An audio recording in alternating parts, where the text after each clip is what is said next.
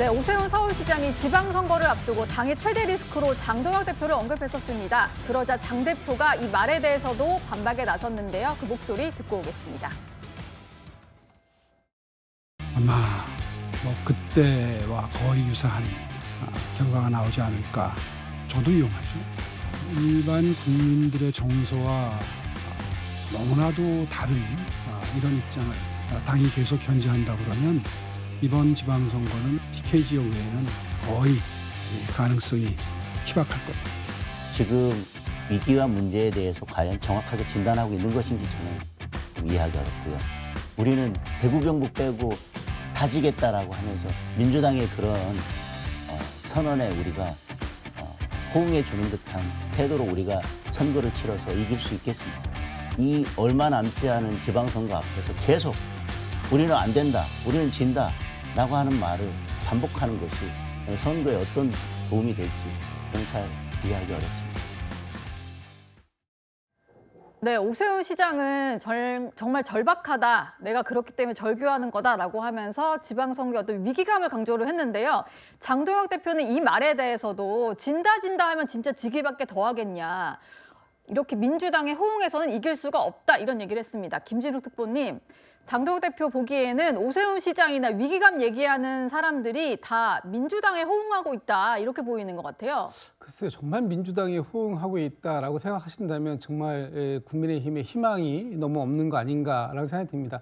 장동혁 대표가 말씀하시는 것처럼 패배주의를 극복하자 이런 얘기는 정말 좋은 얘기예요. 그리고 당연히 정말 어려운 환경 속에서도 우리가 열심히 하면, 그래서 국민들의 마음을 다시 한번 사로잡을 수 있다면 우리가 이길 수 있다, 이런 얘기하는 것이 사실 선거입니다. 그럼에도 불구하고 현장에 있는 분들이 지금 특히 선수로 뛰겠다라고 생각하시는 분들이 현장의 분위기가 너무나 냉랭하다. 이런 부분들에 대해서 아무리 개인기, 후보의 개인기보다는 개인기도 중요합니다만 그 개인기 못지않게 중요한 게 정당의 지지가 얼만큼 더 받쳐주는 거냐 하는 건데, 지금 정당의 지지가 너무나 따라오지 않고 있다. 그래서 소위 장동혁 리스크다라는 말이 지금 나오고 있다라는 걸 지금 현장의 목소리로서 지금 중앙에다가 얘기를 하고 있는 거 아닙니까? 그런데 그 목소리에 대해서 반응이 저렇게 지금 당신들이 패배주의에 빠져가지고 국민의힘의 승리를 믿지 못하고 오히려 민주당에 호응하는 듯한 자세는 잘못된 거다라고 비판을 한다면, 이것은 글쎄요, 제 입장에서는 후보들의 입장을 생각하기보다는 당은 잘못이 없는데 이 모든 것들이 잘못되면 후보 개인들이 지금 너무나 준비가 부족했기 때문이 아니냐라는 어떤 책임을 돌리는 형태로 느낄 수밖에 없는 상황이기 때문에, 이건 역시도 당이 승리하기 위해서 가져야 하는 단합, 이런 부분하고는 좀 거리가 좀 상당히 멀어져 가는 게 아닌가라고 저는 평가할 수밖에 없을 것 같습니다. 예. 윤기찬 부위원장께 좀 여쭤보겠습니다. 당 지도부 중에 한 사람은 오세훈 시장이 패배할 것에 대비해서 미리 변명을 하고 있다, 이런 얘기도 하던데요. 사실 모두가 느끼는 게 다를 수는 있겠습니다만 현역 시장이 위기감을 얘기하면 또 좀 귀담아 들어줄 필요는 있는 거 아닐까요? 저는 개인적으로 저렇게 공개적으로 서로 간에 공방을 주고받는 것은 정치적인 입지가 있다고 생각을 해요. 예컨대 오세훈 시장은 이제 주자잖아요. 주자기 때문에 본인은 또 저렇게 얘기할 수 있는 거고, 근데 저런 얘기를 했을 때 만약에 두 분이 만나가지고 비공개 자리에서는 솔직한 흉중을 터놓고 얘기할 수 있죠. 그래 지금 힘들어 이렇게.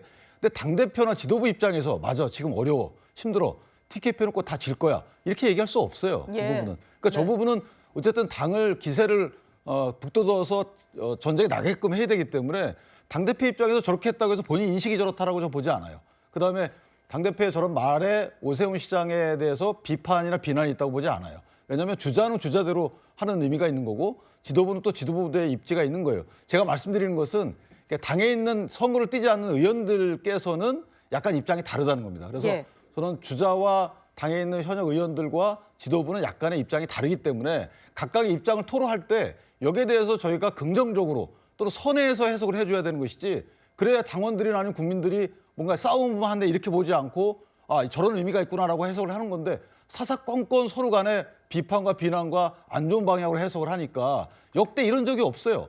저는 2018년도 저도 선거를 치러봤지만 이렇게 사사건건 서로 문제 제기하고 서로 비난하고 비판하고 갈등이 이렇게 선거 목전까지 이어지는 경우 없어요.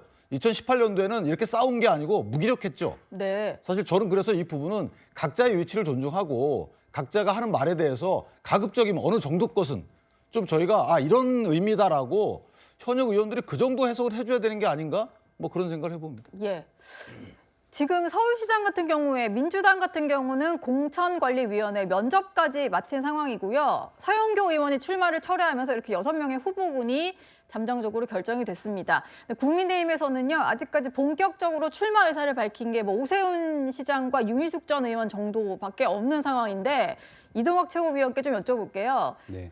신동국 최고위원이 고민할 수 있다 뭐 이런 취지로 얘기를 해서 후보군으로 떠오른 것 같은데 가능성은 얼마나 될 걸로 보시나요? 그러니까 지금 장동혁 대표나 많은 다른 지도부 분들께서 오세훈 시장, 현직 시장을 지금 때리면서 공동으로 같이 지금 지도부에 있는 사람의 이름이 거명이 된단 말이에요. 그리고 스스로도 출마할 수도 있다라는 의지를 내비친단 말이에요. 그러면 밖에서 볼 때는 이게 오세훈 시장을 완전히 깔아 누르고 자신들과 함께 지도부를 하고 있는 저 최고위원을 후보로 내세우려는 것 아니야? 그러니까 또 다른 분란의 씨앗이 또 만들어지고 있는 거거든요. 예. 그래서 지금 빌드업을 하는 과정도 뭔가 이것을 붐업을 시키는 것이 아니라 한쪽 사람을 깔아 뭉개면서 등장하는 이런 방식이란 말이에요. 그러니까 서로 제살 깎아 먹기 방식이라고 좀 보여져요. 네. 그러한 측면에서 지도부에서 좀 더 이 오세훈 시장하고 뒤로 좀 만나가지고 그런 얘기도 좀 공개적으로 하지 말고 좀 자제해줘라라고 하면서 우리가 판을 이런 방식으로 좀 짜고 있다. 그리고 그 붕업을 하면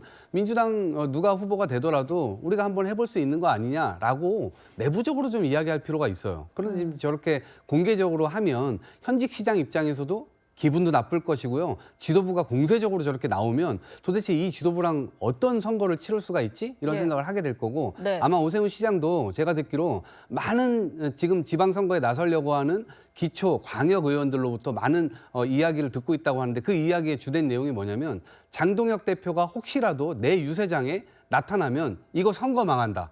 절대 당대표 불러서는 안 된다. 이런 이야기들을 막 하고 있다는 겁니다. 그런 얘기 실제로 있나요? 그럼요. 예. 지금 왜 그런 얘기들 엄청나게 많습니다. 근데 그럴 때 과연 당대표가 지금처럼 하는 것이 맞는가? 자기가 환호하는 사람이 있는가? 이런 것들을 되돌아볼 때는 지금 방식은 아마 다시 한번 좀 재고해보는 게 어떨까 싶습니다.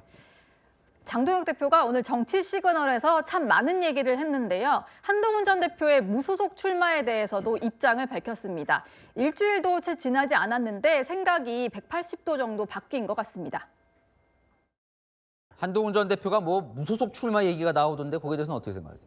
이미 이제 우리 당원이 아니기 때문에 뭐 한동훈 예. 전 대표가 이번 지방선거에 어떤 출마를 고민하거나 앞으로 정치 행보에 대해서 여러 계획을 가지고 있는 것에 대해서 예. 제가 말씀드릴 사안은 아니라고 생각을 합니다.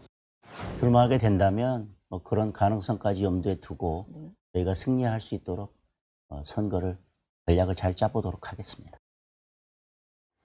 이게 우리 당원이 아니다 이런 얘기를 했었는데 오늘 정치 시그널에 출연해서는 만약에 무소속으로 나오게 된다면 우리 당이 승리할 수 있게 전략을 짜보겠다 이런 얘기를 했습니다. 이현종 위원님, 네. 톤이 좀 바뀐 거잖아요. 네. 왜 생각이 바뀐 걸까요? 그래서 아까 이제 윤기찬 변호사님이 왜 장 대표에 대해서 좀 좋게 이야기 안 해주냐고 하셨는데 예. 사실 장 대표가 처음 초기에는 본인이 매일 1도씩 바뀌겠다라는 이야기를 했어요. 그러면서 좀 더 물론 강성 지지자들의 어떤 지지를 받고 당 대표가 됐지만 그래서 좀 화합을 하려고 여러 가지를 하다가 예. 갑자기 이제 태도를 징계 국면으로 이제 끌고 가면서 결국 이 상황이 벌어진 거 아니겠습니까? 결국은 이 선거란 게 그렇습니다. 진짜 나머지 부직갱이라도 다 끌고 와서 그다음에 지금 뭐 뛰고 있는 많은 사람들을 좀 다독이고 좀 힘을 주고 자 어떤 방향을 제시하고 자 선거에 한번 이겨보자 으쌰으쌰 하는 게 리더 역할 아닌가요? 그죠? 근데 너 안 돼. 너 나가. 너 나가. 다 잘라놔놓고 지금 와서 당신이 왜 못했어? 라고 오세훈 시장한테 이야기를 하면 예. 오 시장 입장에서 그거 받아들이기가 쉬울까요? 그러니까 본인 개인기도 있지만 당이 뭔가 집안이 좀 잘 되고 해야 되는데 맨날 집안이 싸우는데 밖에 나가서 뭔가 일을 하고 싶겠습니까? 안 그렇잖아요. 자, 그런 것이고 그러면 장 대표가 명확하게 이기는 방법을 제시를 해야 돼요. 지금 상황에서는. 예. 자, 이렇게 해서 우리가 선거를 이기겠습니다라고 해야 되는데 뭐 대여 투쟁만 하면 이깁니까? 안 그렇잖아요. 뭔가 후보들이라든지 진용이라든지 뭔가 당내에 화합을 해야 될 텐데 중요한 것은 사실 한동훈 전 대표는 한편으로 보면 같은 보수 진영에 있는 사람이잖아요. 그러면 본인 이야기했지 않습니까? 대여투쟁 한다고 그랬잖아요. 예. 그럼 대여투쟁하면 여당 후보를 이길 수 있는 전략을 제일 먼저 해야 되는 거 아닌가요? 근데 지금 한동훈 전 대표와 대결할 수 있는 전략을 짜겠다고 이야기를 하니 뭐 무소속이면 어차피 경쟁자긴 하니까요. 아니 근데 이게 뭐 당내 투쟁도 아니고 일단 제일 중요한 것은 결국 대여투쟁을 통한 여당 후보와 싸워서 어떻게 이길 것인가 이 방안을 연구하는 게 제가 볼 때는 가장 우선순위인데 그 방향을 제시를 하지 않고 한동훈 대표가 나오면 거기에 이길 방향을 찾겠다라는 게 순서가 맞는 건지는 모르겠습니다만은 예. 어쨌건 장 대표가 지금 이제 99일밖에 남지 않은 상황에서 당의 리더입니다. 그러면 어떻게 당을 정말 수습하고 이끌어갈지 이 문제를 자꾸 논의하셔야 될 텐데 그리고 이제는 어디로 갈지를 명확하게 제시를 해줘야 돼요. 예. 여기 아닌가? 여기 아닌가? 이렇게 하면 뒤에 따라가는 사람들 헷갈립니다. 그러면 지금은 이길 수 있는 방법 그걸 제시해 준 게 리더지 당원 눈치 보고 당원들 어떻게 생각하는지 그것만 생각하는 사람 그건 리더가 아니죠. 그건 예. 팔로우죠. 뭐 어쨌든 승리할 수 있게 전략을 짜보겠다라고 하는데요. 윤기찬 부위원장님 보시기에는 어떤 전략이 있을 수 있을까요? 물론 뭐 한동훈 전 대표가 안 나올 수도 있습니다. 어디에 나가는지부터 알아야 되잖아요. 해당 지역을 먼저 알아야 되고 일각에서 예. 얘기하는 뭐 대구, 부산인지 아니면 뭐 평택 조국 대표가 출마하는 곳인지 여러 가지 그 상대 후보나 아니면 지역적 성향에 맞춰서 전략을 짜야 되겠죠. 저기서 이제 한동훈 대표를 이길 수 있는 전략을 짠다라는 의미보다는 당선 전략이겠죠. 한동훈 대표가 무소속으로 나온다 하더라도 국내심이 해당 지역에서 당선될 수 있는 전략을 짜겠다는 의미인 것이지 예. 2, 3들끼리 붙어서 나는 2등 할 테니까 한동훈 대표 3등 해라 이런 취지는 아닐 거 아니에요. 네. 그건 당대표의 언어는 그렇게 해석이 되지 않고 그러나 이제 이런 전략은 있을 수 있죠. 예컨대 해당 지역에 나오는 뭐 대선급이 있다 그러면 만약에 국내심 입장에서 후보가 넉넉지 않다라고 하면 한동훈 대표와 연대도 저는 고려해볼 만하다고 봐요.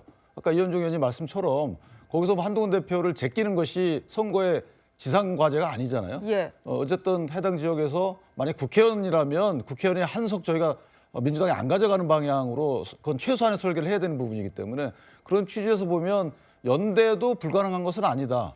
연대를 그렇게 되면 그건 이제 감정이 들어가는 거기 때문에 예. 연대는 없다라고 하게 되면 저는 그 선거 전략을 해당 지역이나 뭐 상황에 맞게끔 짜지 않을까 이렇게 생각합니다. 예.